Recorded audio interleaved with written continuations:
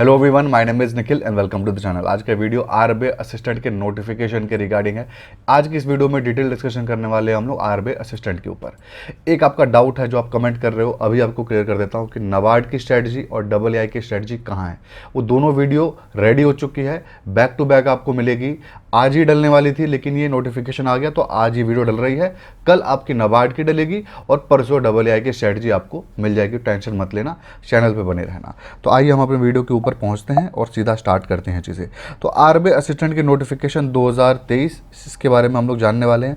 इन सारे पॉइंट्स के ऊपर डिस्कशन करेंगे हम लोग, हर एक चीज़ को देखने वाले हैं। और सबसे पहले हम लोग शुरुआत करेंगे आज के वीडियो का सैलरी और प्रमोशन को लेकर के, ताकि आपको बता सकूं किस तरीके की नौकरी है ये। आरबीआई असिस्टेंट है तो असिस्टेंट लेवल की, नाम से देखा जाए तो क्लर्क ही लेवल की नौकरी है और आज का काम भी क्लर्कर लेवल का है। लेकिन ये नौकरी बड़ी अच्छी है क्योंकि आरबीआई की है। रिजर्व बैंक ऑफ इंडिया के अंदर आप पे स्केल देखा जाए तो पे स्केल आप देखो तो यहाँ पे 20,700 वाला पे स्केल है जो कि क्लर्क का पे स्केल आपका होता है। लेकिन आप यहाँ पे सैलरी देखो तो 47,849 बन रही है बिना एचआरए के। और बिना एचआरए की सैलरी होती नहीं है। मतलब ये सैलरी तब मिलेगी आपको जब आपको घर भी मिलेगा सरकारी, घर भी आपको सरकारी मिल रहा होगा और ये सैलरी मिलेगी। और बहुत सारे परक्विजिट्स मिलेंगे। परक्विजिट मतलब होता है कि सैलरी के अलावा भी आपको बहुत फैसिलिटीज़ मिलती हैं।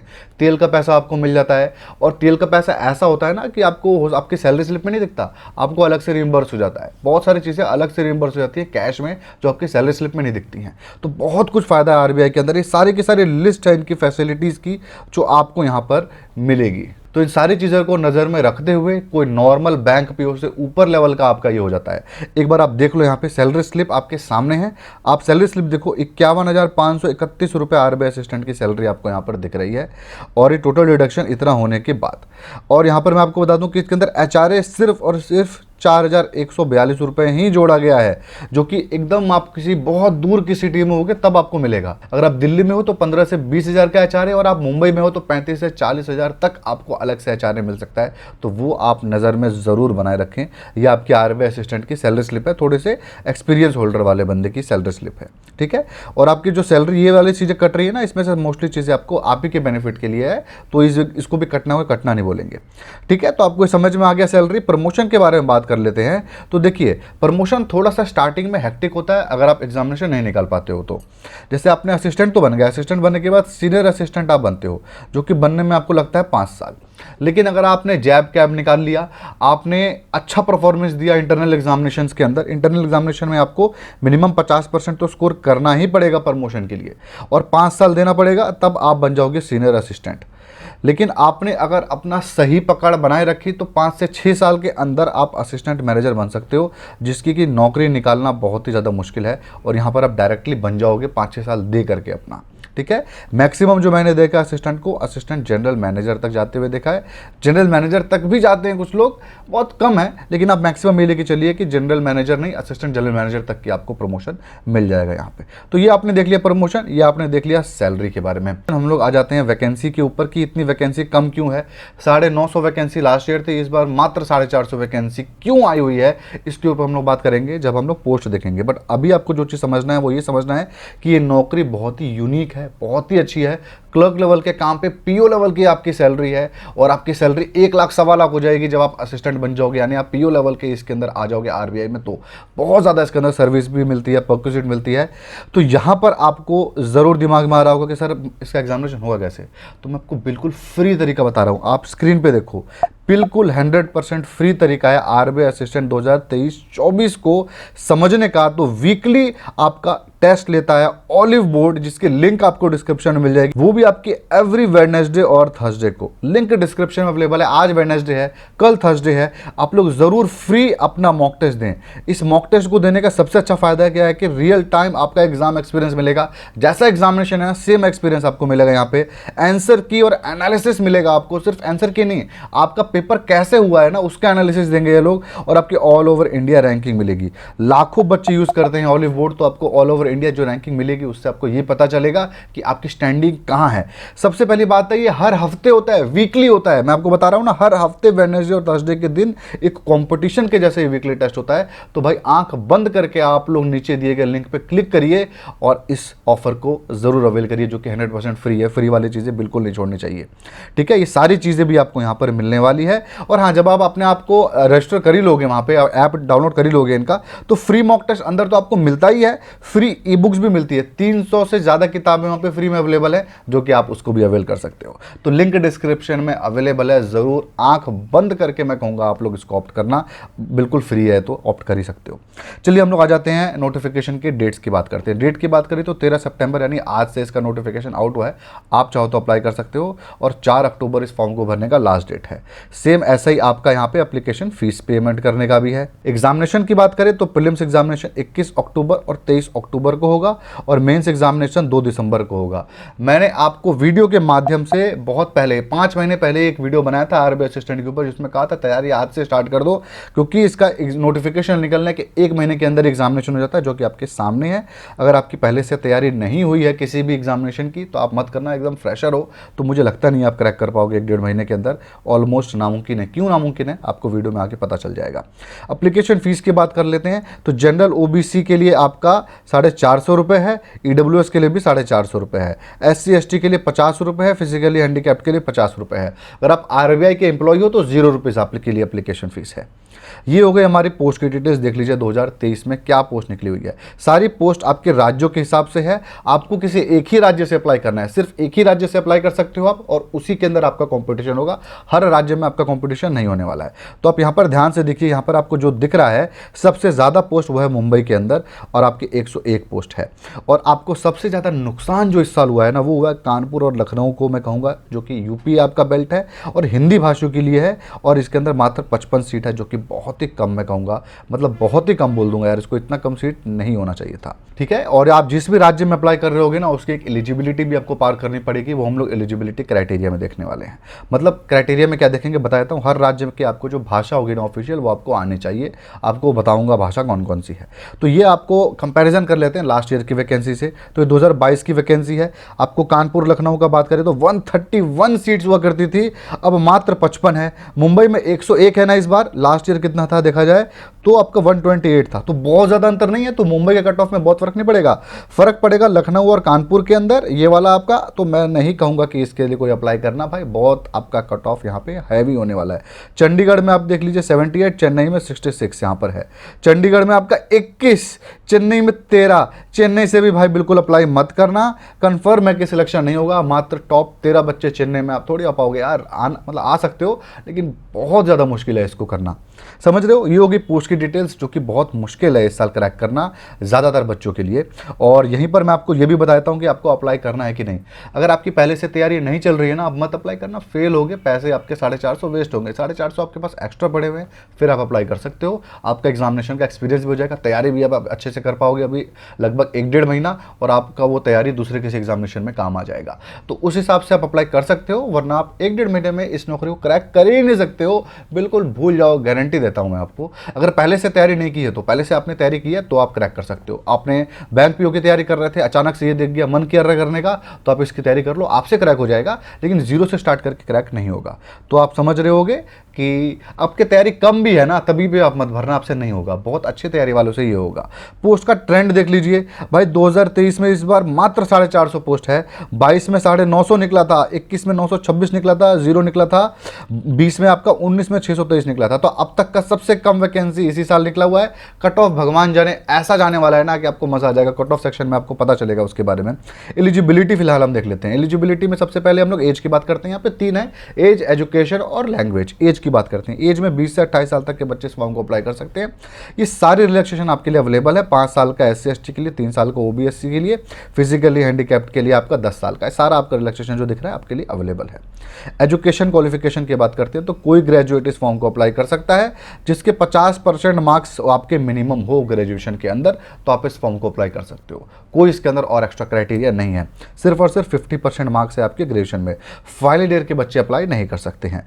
मार्क्स कैसे कैलकुलेट करना है? पॉइंटर वाले के लिए 6.75 को 60% माना जाएगा, 6.25 को 55 माना जाएगा, 5.75 को आपका 50% माना जाएगा। तो मिनिमम आपका 5.75 होना चाहिए पॉइंटर सिस्टम से, और 50 आपका 49.99 भी हुआ ना तो आपका सिलेक्शन नहीं होगा, 50 होना चाहिए। 0.001% से भी आप चूक रहे होगे तो आपको सिलेक्ट नहीं करेंगे यहाँ पे लोग, ठीक है। तीसरा क्वालिफिकेशन है हमारे पास भाषा का। भाषा का आप लोग देख लो, अहमदाबाद का गुजराती है, बेंगलुरु का आपका कन्नड़ है, वैसे ही आप दिख रहा होगा यहाँ सारा का सारा भाषा लिखा हुआ है। आपको इनमें से किसी भी जो भाषा लिखी हुई है ना, जिसमें मल्टीपल लिखा होगा, तो मल्टीपल में से कोई एक या एक लिखा होगा तो वही एक, उसमें आपको लिखना पढ़ना और बोलना आना चाहिए उस भाषा में, तो ही आप अप्लाई कर सकते हो, वरना नहीं कर सकते हो। जम्मू में उर्दू, हिंदी, कश्मीरी तीनों में से कुछ भी आपको एक भी आता होगा आप अप्लाई कर सकते हो, उस भाषा से आपका एग्जामिनेशन हो जाएगा। मतलब आपका एक टेस्ट लेंगे, वो आपको बताऊंगा क्या लेंगे। तो ये आपका हो गया लैंग्वेज का क्राइटेरिया।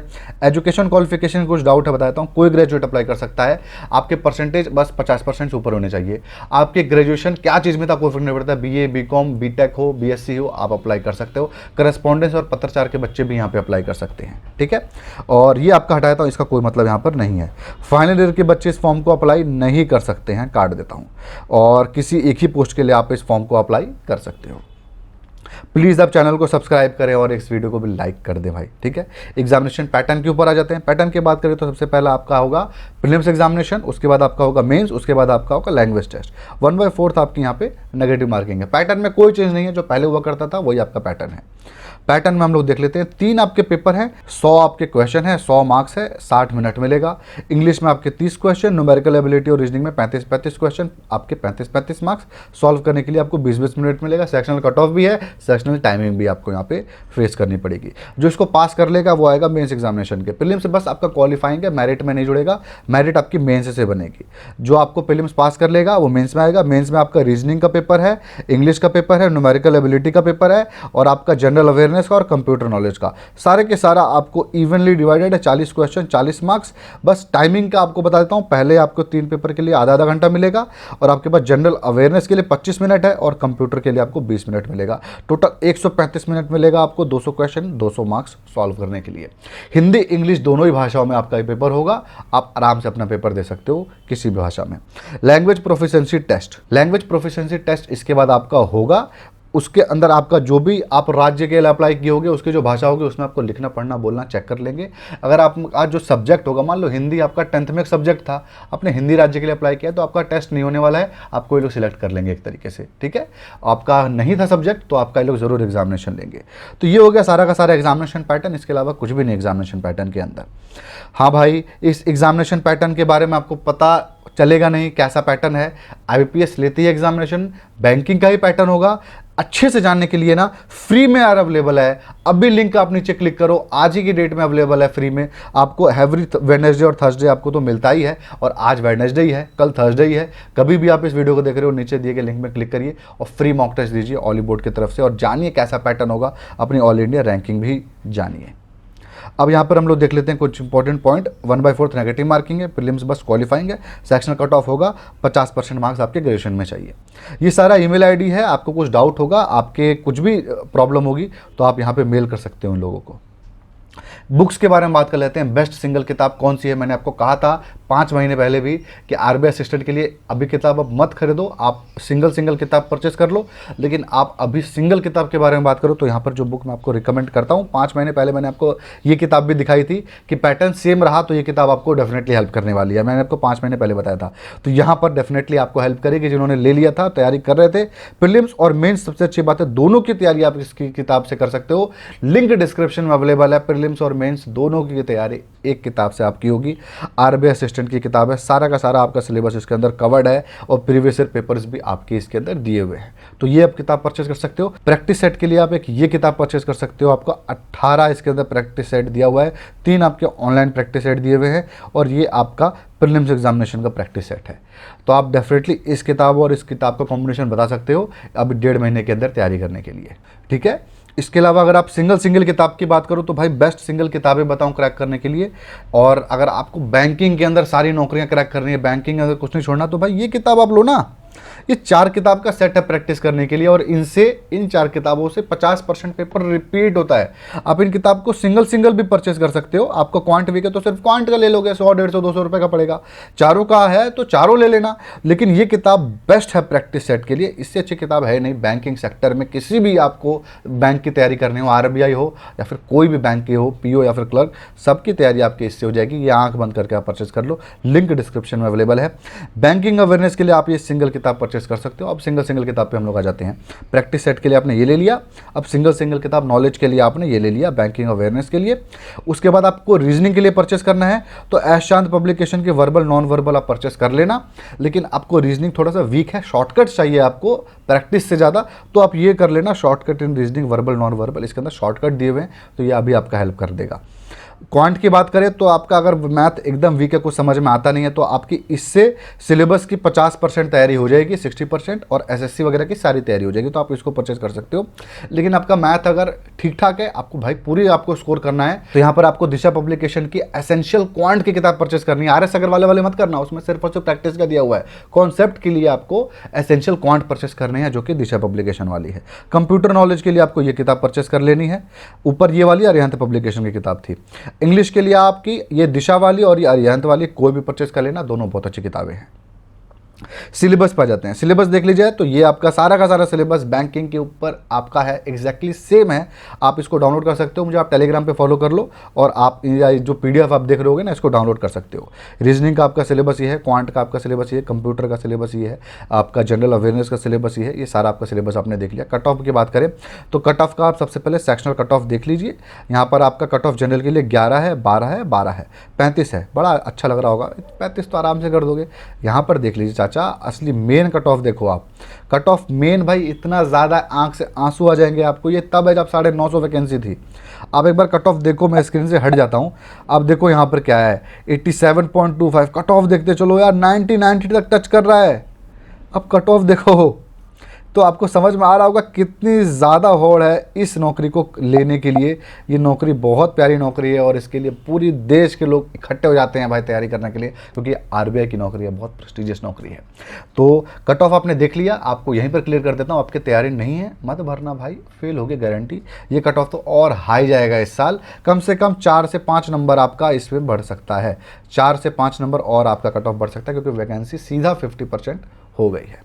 ये अपने कट ऑफ भी देख लिया। अब आपके कुछ डाउट आते हैं तो मैं उसको क्लियर कर देता हूं। क्या एक से ज़्यादा स्टेट से अप्लाई कर सकते हो? बिल्कुल नहीं कर सकते। डिफरेंट स्टेट से अप्लाई कर सकते हो? कर सकते हो। आपको डोमिसाइल का होने का कोई ज़रूरत नहीं है। आप डोमिसाइल हो चाहे ना हो, आसाम के कोई फर्क नहीं पड़ता, या फिर तमिलनाडु के, भाषा आती है वहाँ की, तो अप्लाई आप कर सकते हो। फाइनल ईयर के बच्चे अप्लाई नहीं कर सकते हैं। ये हो गया सारा का सारा डाउट भी आपका क्लियर। प्लीज़ आप चैनल को सब्सक्राइब कर ले, चैनल को सब्सक्राइब करके रखो, वीडियो को लाइक करो। आपको आज के वीडियो में सारी इन्फॉर्मेशन अच्छी लगी है तो डेफिनेटली आप इस वीडियो को लाइक करना, एक अच्छा सा कमेंट भी छोड़ सकते हो, और जितनी भी चीज़ों पे हमने बात किया सबका आपको लिंक डिस्क्रिप्शन में मिल जाएगा या फिर कमेंट सेक्शन में भी मिल जाएगा। Thanks for watching.